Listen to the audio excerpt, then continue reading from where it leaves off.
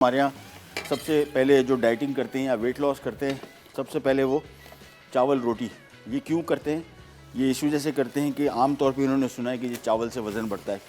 वो चावल जो है बेसिकली जो फार ईस्ट में इस्तेमाल होते हैं, शॉर्ट ग्रेन राइस जिसको स्टिकी राइस भी कहते हैं, उनमें होता है। वो आपको इंस्टेंटली वज़न आपका बढ़ाते हैं। हमारे जो चावल है, सेला और बासमती दोनों, ये स्लो रेजिस्टेंस स्टार्च बोलते हैं इसको, स्लो एब्जॉर्बिंग कार्ब बोलते हैं, यानी ये आहिस्ता आहिस्ता करके आपकी ब्लड स्ट्रीम में मिक्स होता है।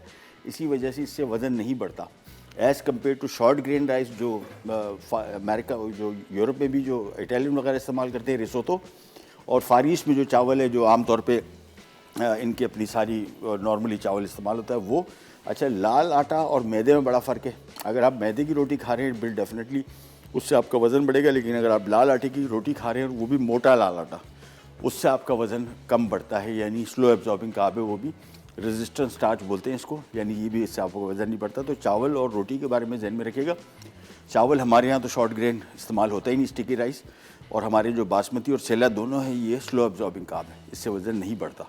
और मतलब मिकदार अगर बहुत खा रहे हैं फिर तो ज़ाहिर बात है बढ़ेगा, लेकिन अगर नॉर्मल मिकदार खा रहे हैं तो फिर इसमें वज़न बढ़ने के चांसेस कम है।